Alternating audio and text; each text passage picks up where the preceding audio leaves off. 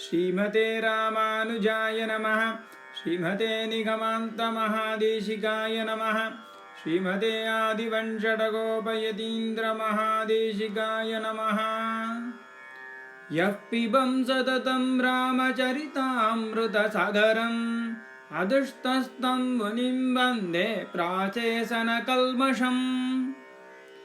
Hi all. Today I am going to narrate a rare story of Mantara, Kuni, and various events unfolding before Sri Rama's Vanvas exile. Before Sri Rama avatar, while Brahmadeva ordered Devas to take birth as Vanaras, monkeys and bears, he also ordered an Apsara, beautiful female dancer in heaven named Dundubi, to take birth as Mantara in Kekaya Desa, nowadays in Pakistan, Afghanistan. She said she is afraid to commit such a mistake against Mahavishnu. Brahma told her that she need not worry, and in Sri Krishna avatar, Sri Krishna will bless you at Mathura. Mantara became a close and confident servant maid of Princess Kaikeyi, and she came along with Kaikeyi post her marriage to King Dasaratha. When Kaikeyi was a small girl, sage Durvasa visited Kekaya Desa. Kekaya king asked his daughter Kaikeyi to perform services for sage Durvasa. She performed all services to him well, and he was happy. One day, while he was meditating, Kaikeyi, being a small playful girl, inserted her finger into his nose. Sage Durvasa got wild and gave a curse to Kaikeyi that her finger would lose blood flow and become like an iron piece. When Kaikeyi asked for pardon, Sage Durvasa, remembering all her services, said that your finger will become like an iron for a small period whenever she wishes. When King Dasaratha went to help Devas for a war against Asuras, Kaikeyi went as his Sarathi, driver. During that war, when axle of his chariot's wheel broke, she used the above curse by Sage Durvasa and kept her finger as axle and helped King Dasaratha to fight and win that war. In another war with Asuras, when King Dasaratha fainted during the war, she drove the chariot away for some time, and once he was refreshed, drove back to the battlefield, and King Dasaratha won that war as well. At that time, King Dasaratha said that he will give 2 boons to Kaikeyi. Kaikeyi replied that she will ask for those 2 boons at the appropriate time. Now, Mantara wanted to stop Sri Rama's Pattabhishekam and make him go to forest. Hence, she reminded Kaikeyi of those 2 boons and asked her to ask those 2 boons now.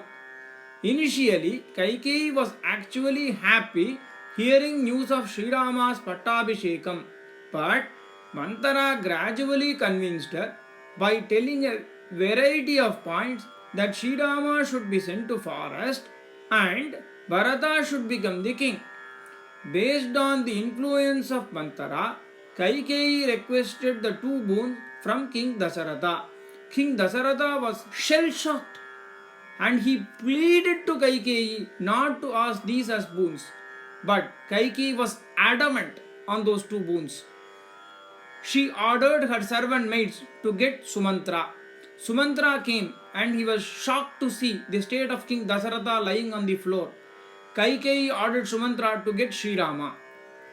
Sumantra went to Sri Rama's palace and had a very special darshan of Paryanka Seva, Sri Rama sitting in bed and Sita doing service to him.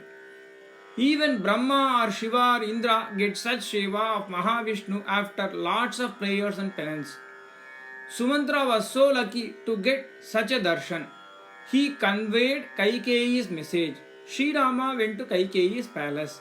Sri Rama was also shocked to see King Dasaratha's state and asked the reason to Kaikeyi. Kaikeyi told that King Dasaratha is hesitating and he would like to order you to go to forest for 14 years and Bharata to become the king. Sri Rama accepted that immediately with a smile on his face. He then went and met his mother Kausalya and informed her. Kausalya wanted to go to the forest along with Sri Rama, but Sri Rama reminded her of the state of King Dasaratha and she needed to take care of him. Finally, she blessed Sri Rama and agreed to stay in Ayodhya itself. Later, Sri Rama went and updated Sita on Kaikeyi's order and advised her to stay in Ayodhya as life in forest is very difficult and unexpected challenges might arise. Sita insisted that she will accompany him as that would be the duty of any wife. She also said that any Pativrata Stri, virtuous wife, should do service to her husband however and wherever he is. She also gave multiple examples. One of them was how Damayanti accompanied King Nala even during challenging times and helped him to regain his kingdom. Another example that Sita gave was how Savitri followed Satyavan even after his death and got his life back. Finally, Sri Rama agreed for Sita to come to forest with him. After that, Lakshmana fell at Sri Rama's feet in the presence of Sita and requested and pleaded to allow him also to come to forest. Sri Rama advised him to take care of parents, but Lakshmana said that I will come together with you and do all types of services while you are awake as well as asleep. Finally, Sri Rama agreed for Lakshmana also to come to the forest. Then Sri Rama along with Sita and Lakshmana came to meet King Dasaratha before leaving for forest. King Dasaratha was so sad to see Sri Rama fainted and fell down. After some time, he regained consciousness at the lap of Sri Rama. Sri Rama said that Sita and Lakshmana also are insisting to come to forest. I tried to stop them, but they were also so steadfast in coming to forest. Hence, I agreed. Please grant us permission to leave. King Dasaratha said that because of the boons I gave earlier, I am stuck. Please put me in jail and you become the king of Ayodhya. But Sri Rama replied that I will never make your statement false. Sri Rama's steadfastness in making his father's statement true is reflected by old saying in Tamil, Tandai solmikka mandiram illai.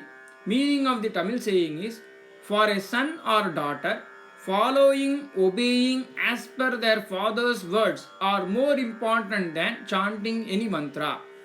When King Dasaratha clearly understood that Rama had made up his mind to go to forest to make his boons true, he fainted again and regained consciousness after some time.